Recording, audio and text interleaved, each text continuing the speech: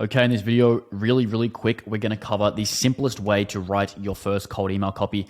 Basically, what this is going to be is it's going to be based on your knowledge of your ideal customers and your market research.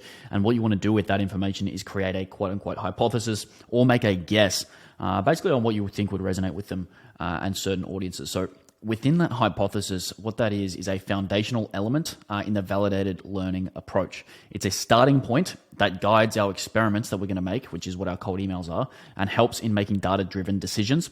Obviously, we don't want to be emotional. The more you go with your gut rather than what is written on a page and what is proven, the more you're going to make bad decisions and the more you're going to be reactive to how you feel, which if you're running a business, you're going to feel pretty trash some of the time, if not most of the time, because there's just things going on. There's problems 24/7. If you go with your gut's probably going to be in fear or fight or flight. Like that's the reality for most businesses. There's really periods of growth and there's periods where it feels really good and you're like, yeah, we can do anything. And then there's periods where you're like, oh, this is so over and you feel terrible. So that is why you need data-driven decisions. So what you want with your hypothesis is a clear and testable statement that predicts an outcome based on specific conditions. So what that looks like is identifying a problem or opportunity. So you want to begin by pinpointing a specific problem or opportunity in your market. That could be an unmet need, it could be a performance gap, or it could be an emerging trend.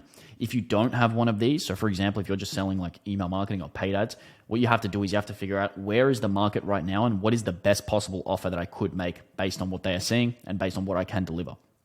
It might be a freebie. We'll talk about that in a second. Then you want to use your research and insights. So gather these insights about your market, competition, and industry trends. So what sort of things is the market used to? What have they tried? What do they hate? What are they frustrated by? What are the things that are getting in their way? What are some specific problems that they want solved? Specifically, what are the problems that they want solved now that they don't know how to solve? If you can solve one of these things, you can charge whatever amount of money you want. And even if you are in one of those services that is a little bit more quote unquote saturated, you will be able to find these problems that are still not solved. Because if they did, if they had no problems, then there would be zero room for commerce, but they do have problems. Someone is selling to these prospects. That's what you want to have in your mind. What this is going to do is this is going to inform you of the state of your market and allow you to craft testing materials, aka angles that you can sell from.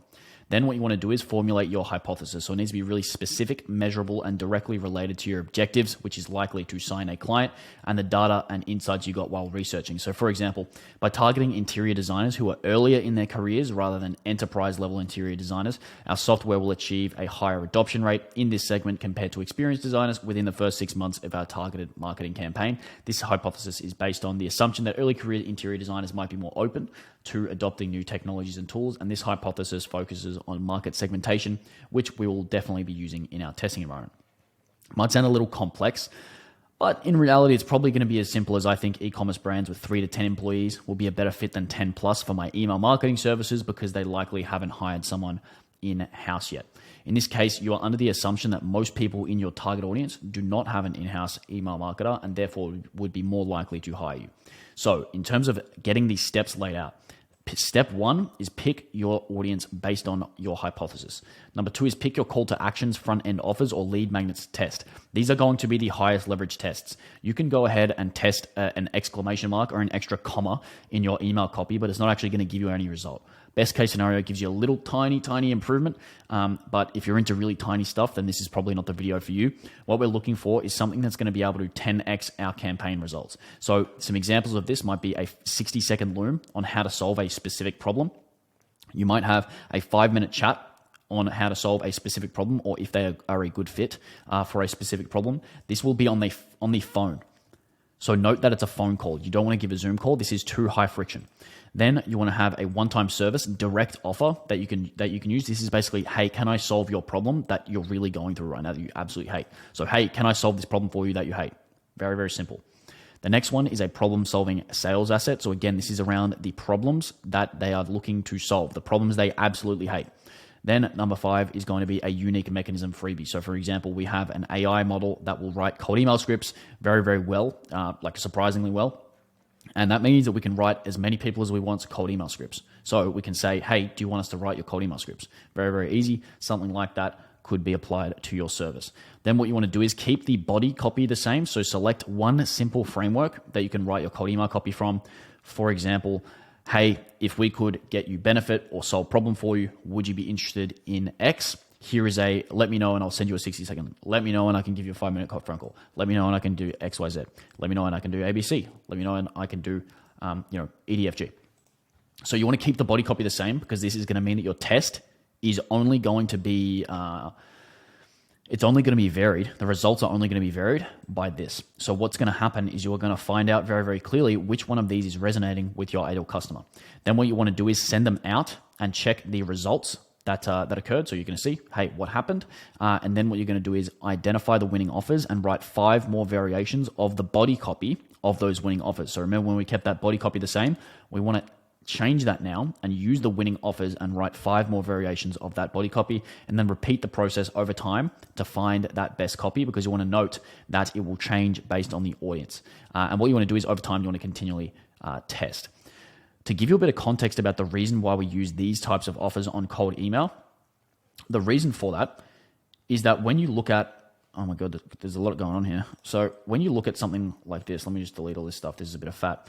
So when you look at, for example, the value equation, most people on cold emails are more inclined to focus on the dream outcome. This is a flawed philosophy, because any monkey or any idiot can come up with a dream outcome. Hey, I'll give you my left kidney or you don't pay. Hey, can I trade you my firstborn son in exchange for $3? Hey, can I give you my left leg? You get the point. This is kind of like a path to the bottom. Don't do that. What you want to focus more on is the perceived likelihood of achievement, as well as the effort and sacrifice. Because what people are doing right now is they think, if I have a risk reversal, risk doesn't matter. But in reality, if risk is all the way, if this was a risk bar right here, they're trying to say, hey, if I give you something that's a 10 out of 10 risk, but I give you a guarantee, would you be interested? Well, no, because I still have a liability, because they don't trust you. They don't trust your contract. They don't trust what you're doing. So a 10 out of 10 risk is unacceptable. What you need is something that's a 3 out of 10 risk that you also still reverse the risk on. And what I mean by that is, for example, hey, can I make you 300K in the next 90 days? Well, no, because I'm probably going to have to pay you 15K before I even find that out. And I don't know if you're going to pay me. I don't know if you're going to have stipulations. I also don't believe that you could do that. So there's just no chance. So I don't have any perceived likelihood of achievement, and I have a huge sacrifice. So that's not a good idea. Even if the dream outcome was, in theory, 300K, because everyone wants to make 300K. And to sort of tie a bow on that, the reason that you know the dream outcome is not the issue here is because obviously everyone would want an extra 300K. The thing is, they just don't believe you, and they know they're going to have to sacrifice too much to get that. Or really, it's just the first one where they don't believe that you could get it.